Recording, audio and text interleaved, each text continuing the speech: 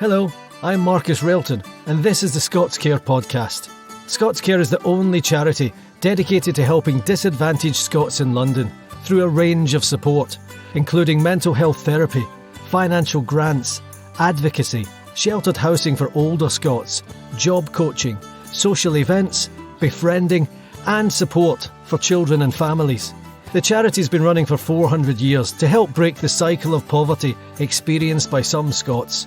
In this 6-part series of the ScotsCare Podcast, I'll be chatting to celebrities and supporters of the charity that have also forged a life in the capital away from home, and about the ups and downs that can bring. In this week's episode, I'm joined by Doug Carnegie, a TV producer who rose to the very top of the game. Doug's worked on news, current affairs and factual entertainment. He was the man in charge of programmes such as Crimewatch and The One Show. In his time, he's worked with the likes of Claudia Winkleman, Nicky Campbell and Victoria Derbyshire, to name but a few. Like me and so many others, he's a Scot who has left his homeland, and these days very much calls England his home. ScotsCare. Hi Doug. Hello there. Thanks for doing this. Pleased to be doing it, Marcus. Yeah, well, somebody said to me you just moved house. Are you settled? Settled. Yeah, we're actually 6 months into a move out of London to Northamptonshire. And if somebody had told me I would need to slap on 110 coats of paint on doors, I probably would have stayed in London. But I've done it, and that's not. We haven't got a lot of doors. It's just that the guy before us stripped them all, and I hadn't realised that each side of the door would take 5 coats. So there you go. But I'm paying myself top painter rates, and I'm now on very good gardening rates as well. That's. I think when you go and look at a house, I remember my wife and I moved house about 4 years ago, and we went and we bought, we thought it was a doer-upper, and the learning curve has been huge because we went and you look at it and you think, oh, every ceiling is Artex and nothing's been touched since the 60s. Oh no! But we can do that. We can, and then you move in and you just have this massive reality check of, I actually can't do this at all. I think probably the one thing worse than possibly a year in solitary confinement is deciding that you're going to strip Artex yourself. I know. Well, yeah, I've not, just don't look up. Yeah, life's too short. That's what my dad said. Never look up and never look at anything below eye level. So as long as just don't look around. Yeah. It makes it a bit hard when you've gone to the Vatican to see the Sistine ceiling, but still. Now you moved from Scotland to London, you said, and now you've moved out of London. Whereabouts? Where were you brought up? I was brought up in Peterhead, north of Aberdeen, and was there till I was about 9. Then we moved to Aberdeen, and I was there till my late teens and university, really. And did you move south for university? Yeah, I was at Newcastle, which, as you know, is just a southern outpost of Scotland. And, I've enough Geordie pals who would nod their head at that. I came down to London for the first time as soon as I left Newcastle. And I remember I sold all my university books. I had a suitcase full of them. And I sold them all. And I came down to London with £8.50. Wow. And this is why, ScotsCare means a lot to me, because I came down to London. I moved into a flat with a bunch of guys in Haringey, and I was a year in London, and it was probably the most miserable year of my life. I was unemployed for a bit of it. I had really, dead-end jobs. I was selling magazines in Hyde Park and Victoria Station. I was doing door-to-door social surveys for Oxford University. It was in Shepherd's Bush. It was absolutely miserable. But because it was London, I was pretending I was having a rather fine time. In fact, it was dreadful. I went back to Scotland with my tail between my legs after about a year. Peterhead is a bit further north than where I'm from. I'm from Glasgow, and I've been down south. I've been in and around London now for almost as many years as I was in Scotland. But I still remember moving down because it's a big city to be alone in, isn't it?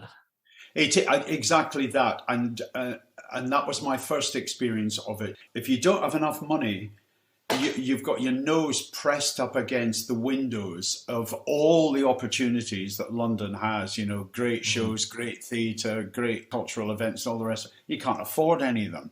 And so it's the worst of all worlds because you haven't got enough money to kind of enjoy what London has. And it's not a place to be. It's not a place to have low resources in.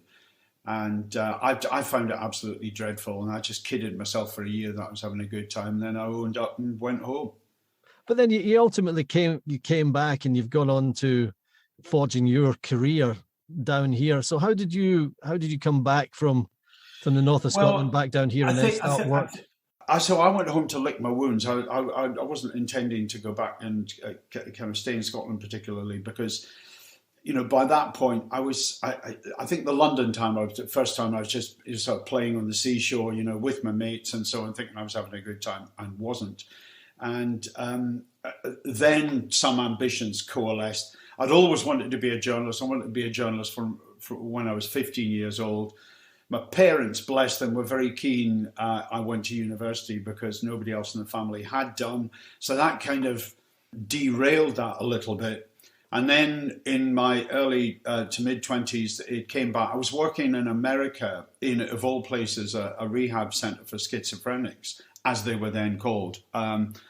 And this whole place was a reaction to the film One Flew Over the Cuckoo's Nest. I was working in a place called Fountain House in New York, which is still there, God bless it. And what it did was empty the wards of Bellevue and take in people who'd been in straitjackets and sleeping 40 to a dorm and started training them up to get them back into life in small manageable jobs and so on. It was a wonderful, wonderful place, and it just really opened my eyes. I tried to get into the Columbia School of Journalism, and they said, yes, but it'll cost you £9,000 a year.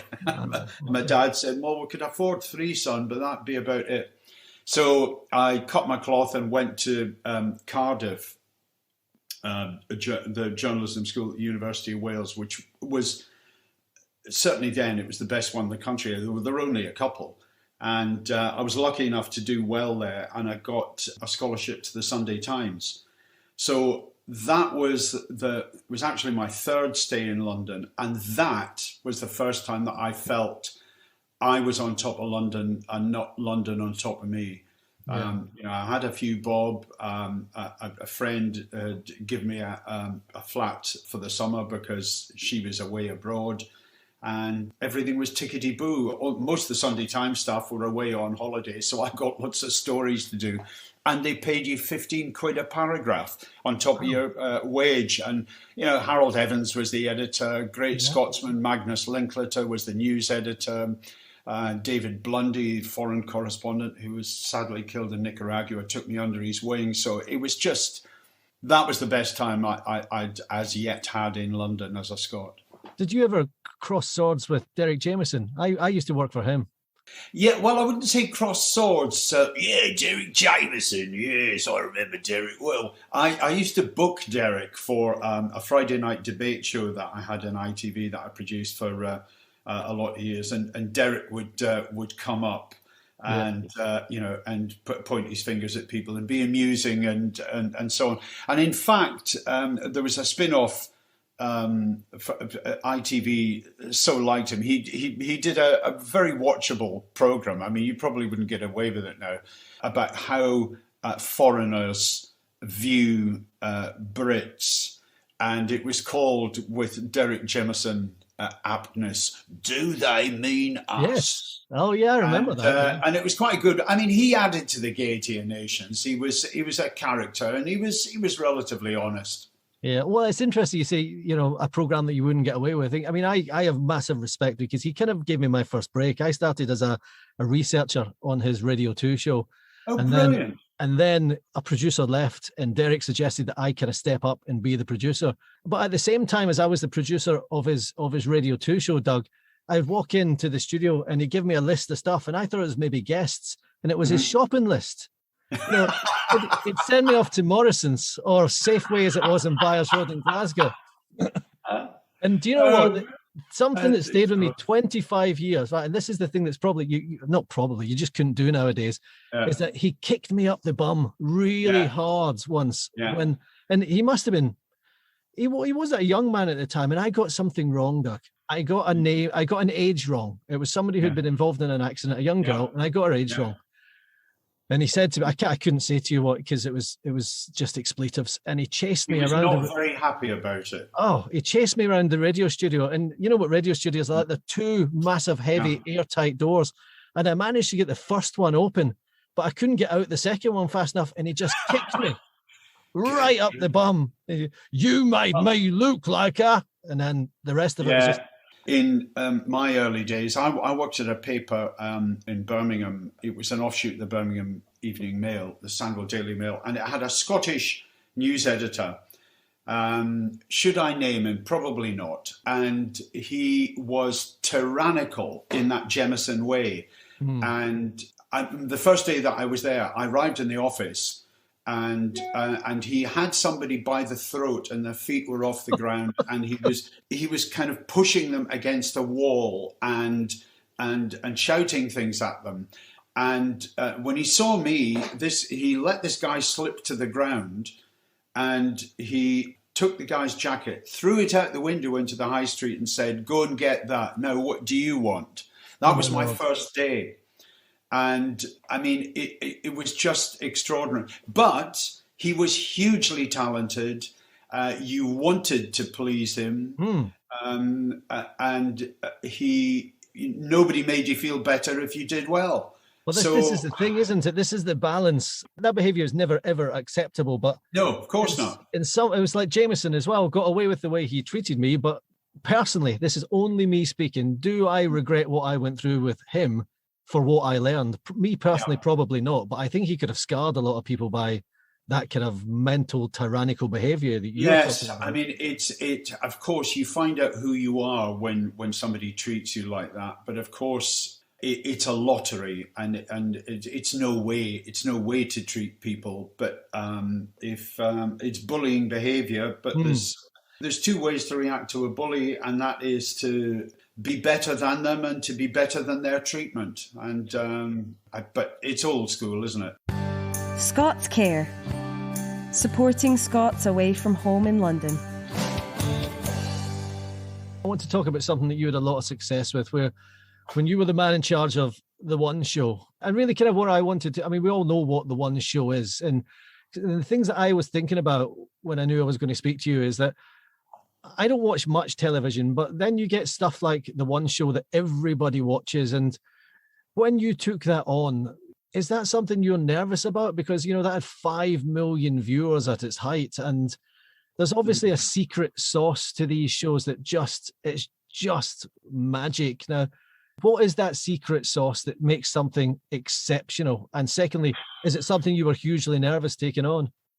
Yeah, but I think it's a good thing to be hugely nervous. I've always been hugely nervous until you get on the pitch. And then I'm actually massively calm. I mean, I've seen pandemonium happening around me, and I sort of inversely, I just go really calm.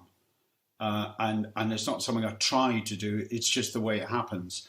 It's interesting. I was briefly a newsreader when I was an on-screen reporter at ITV. And I remember reading the news with Anne Diamond one night. And before we went on half a minute before we went on air, she was all over the place, lost her script, couldn't remember what her interview questions were, was, tearing her hair out, literally. I was as calm as anything. And then as soon as we got on air, I was a nervous wreck and she was absolutely ice in her veins. And I thought, reading the news, I can't do this. I just can't do this because it's going to, in order to look calm, I'm going to kill myself. And I thought, it's great experience. And I got off it and decided that I would far rather produce things.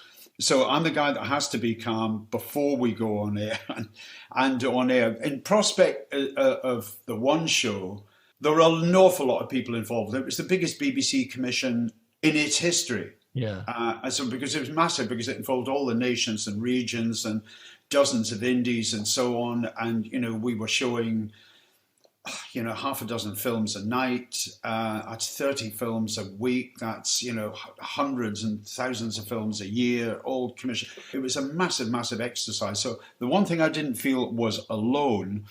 The idea I mean, people used to say to me, "Oh, you based this on Nationwide, didn't you?" And I said, "No, I'm much older than that." It reminded me on the Tonight program when I was a kid, which was an evening magazine show, which was really the first opportunity for the BBC to sort of slightly kick its shoes off of an evening after the news, so that you would have colour pieces and features and so on, and quite serious stuff, all mangled up together. And it's a great satisfaction to me that the One Show is constantly kind of caricatured as going from the dangers of obesity to the plight of some rodent on the riverside, or how you make a cake. And I've always thought, I don't understand the problem with that. I mean, people sitting at home watching the program don't have a problem with that, because that's the way conversations go. Yeah. And I used to get that when I was working at ITV. I ran a debate show which combined a lot of really serious stuff with absolutely flippant things, provided they were in the news. So we would move from how do we deal with Gaddafi? Should we talk to the IRA? And in part 3, do big girls have more fun? Because it'd been a story in the papers that week. And it was honest. And people say, how can you go from one to the other? And I say, well, that's the way human conversations work. Yeah. In human conversations, you don't say, and now for something completely different. But the early days of the One Show were hard, because you did have to slalom between a topical story or a topical guest or a serious guest. I remember Mia Farrow, she wanted to talk about a charity in Africa, which was fine. But we also did want her to talk about Frank Sinatra, Peyton Place, Woody Allen, and quite a number of other things that were of reasonable public interest. And getting her and the show to go from the one level of seriousness to one less serious, and we became famous for these handbrake turns. That was difficult to kind of weave that in the early days, but we got better at it because we realised that's the way conversations go. I mean, I look at people on the telly that are presenters, and I kind of think, oh, I like you, but I don't like you, I can say I don't like you before they've even said something. And when I watch stuff like old episodes of the One Show, I think Adrian Chiles. I always felt like I could have went to the pub with Adrian Chiles. I could stand at the bottom of my garden and talk about my lawn with Adrian Chiles. And as a boss and a mentor, were you able to spot that talent and say, you are going to work and you are not going to work? Yeah, to a degree. I mean, I think that's a good example, actually, because the whole point about Adrian and I think successful presenters, although Adrian's come a few croppers, but he would say himself, is that the narrower the difference between how a presenter is on air and how they are off it is the key to their success. And it's the key to them staying sane, and it's the key to the viewers liking them, because the viewers may like or not like somebody. And the great trick is sometimes when they don't like somebody and they still watch. But what they loathe is inauthenticity, anything fake. And so, yes, I mean, Adrian was very much the character off screen that he was on. He didn't become somebody else. He didn't go. And I've seen presenters who just go ding, and they're on, that plenty of names I could name but won't, who were good on air, and even some of them who managed to fake authenticity quite well. Sincerity. If you can fake that, you can go a long way, somebody once said to me. It's interesting you saying that people watch because they like you, or people watch because they don't like you. And I kind of think if I had to name somebody like that, I think somebody like Piers Morgan is one of those people he's an extremely polarizing character, and people absolutely love him, but as many people probably can't stand him, but watch because they just think, what the heck is this guy going to do next? Yes, exactly that. I famously remember being in a supermarket, a little hungover on a Saturday morning after a Friday night show that had gone well. And the debate show that I did was a Friday night show. Some people used to say it was the nearest legal thing to cockfighting on television. But we just thought it was good, honest debate. And we wanted to be different from Question Time, which I thought processional and formal and, panelled up, and the audience were separate and so on. And we wanted a much more kind of democratic affair. But not everybody liked it. And I remember being in the supermarket, getting the Saturday shopping in, a couple of twin boys, biting my ankles, my lads. And I heard this bloke in front of me in the queue saying, "Did you see that programme last night? I can't stand it. Did you see it last night? They had, So there was a guy who couldn't stand this programme, but he was tuning in. Yeah. And I thought, when you've got that, you're probably... That's as good as it gets, because there's a Marmite quality, but they're still eating the Marmite.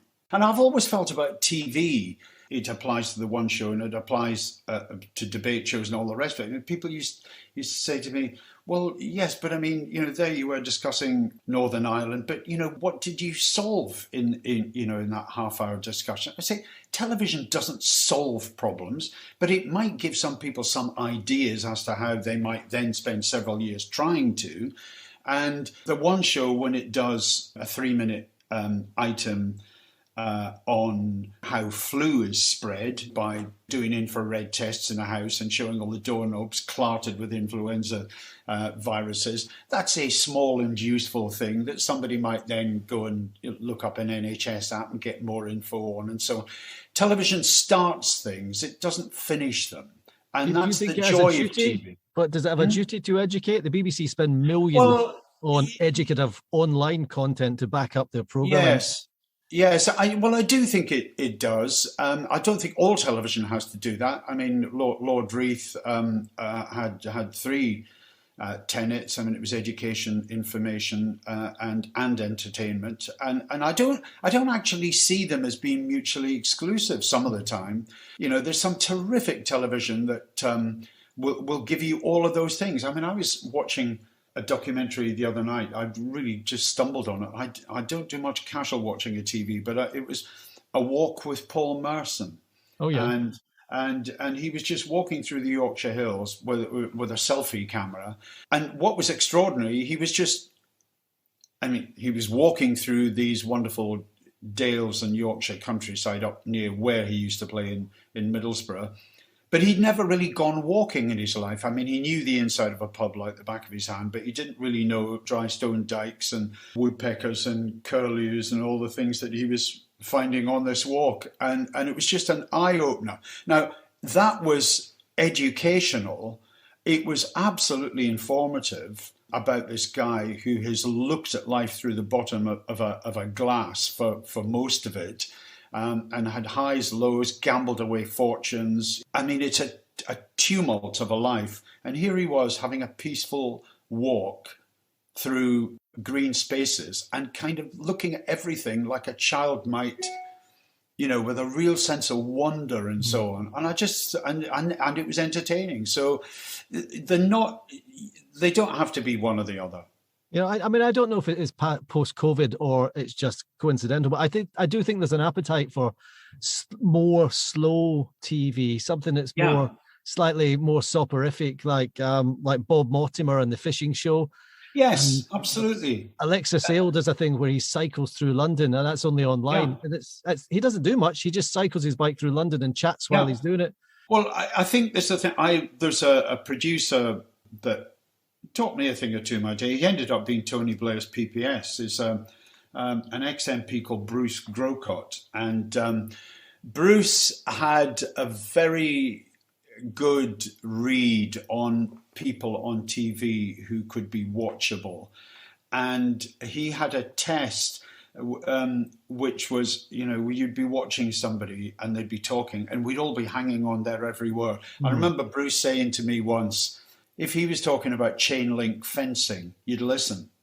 It's interesting. And there is something about that, and the examples you mentioned, Alexi Sale and Bob Mortimer and so on, there is, even if I am never going to catch a fish on a river or cycle through London, for God's sake. I'm really interested in someone who is enthusiastic about either of those things, because what you're watching is the enthusiasm, and enthusiasm is an absolutely hypnotic thing on TV. You know, expert on barbed wire fencing in Nevada, 1834. If that's that guy's pet subject and he's enthusiastic about it, I'll listen. ScotsCare. But there's a couple of things I do want to talk to you about. You're talking about education, entertainment, information. A program that you did that I think ticks all those boxes was Crimewatch. Now, the thing about that is, did you feel that you were a kind of custodian of a British institution, or did you feel that you could have gone in there and shook it up, or were you the guardian of what has gone before there? Well, it's a bit of all of those things. I mean, I think when I came into Crimewatch, it had sort of, I don't think it was in the best possible place. I think it had been rather formulaic for a long time, and it had become a bit like a telethon. But what I was brought in to do and was determined to do, I was only there 2 years before I went to the One Show. But what I wanted to do was to have the coppers who were investigating the cases, narrate them. Because I felt the idea of two presenters narrating all the stories. It was, do you know what? I just had this feeling it was a bit like two very well-educated public school presenters, all very fine, terrific at the presenting job. But there they were narrating stories about working class people killing themselves in pointless fashion in the back streets of big cities. And it just felt something out of kilter with the Britain I understand and know in it. And so I felt my job was to try and get and the police involved. And as you may know, you talk to policemen about their day jobs, and he or she will be vibrant and interesting and informative in the deepest ways. And then they stick a collar and tie on, you put a camera in front of them, and all of a sudden they talk as if they are proceeding in a northerly direction. And I kept saying to them, you're not going to get the sympathy for people to ring up and say, I know the guy who did this. Yeah. But if you're sitting in that car, in a car park with a polystyrene cup of cold coffee at 4 o'clock in the morning, wondering whether you can get this paedophile that's produced these dreadful images of these kids, then people will want to help you more. And so that I thought was my job, to try and sort of make Crimewatch just a bit more reflective of the world we were in. But I loved it. And yes, I did think, I mean, from its early days and right the way through, it was a proper function and a great example of TV actually achieving something by the involvement of the people who watch it. Now, you're kind of taking things a bit easier now, but I've just got a couple of minutes left, and I did want to ask you about something else you care about. It is the ScotsCare charity. I mean, why do you support the work of ScotsCare? Well, it's back to, I remember those early days in London. I mean, I don't know if ScotsCare, I didn't know about ScotsCare, and I wasn't in deep trouble. I was just in deep poverty and a bit fed up. But I think I've been lucky. I was, blessed with parents that did everything they could for me. I've had a fortunate career. I mean, I'd like to think I've made my good luck and so on, but a lot of it does depend on good luck and having good mentors and people, and lots of people that I know had many of those things and came off the rails and so on. So life can be a bit of a lottery. You don't get what you deserve, and that's the way it often is. And I think you want to put a bit back. And before I was a journalist, I was a community worker, and I ran adventure playgrounds in quite tough areas in Newcastle and so on. So I've always wanted to be involved in communities and with people. And when I discovered ScotsCare, I mean, I was just sitting in the doctor's waiting room, and I just saw a pamphlet on the wall, "Are you a Scot in London? Could you help?" And I thought, well, yes, I can now. And so that was it.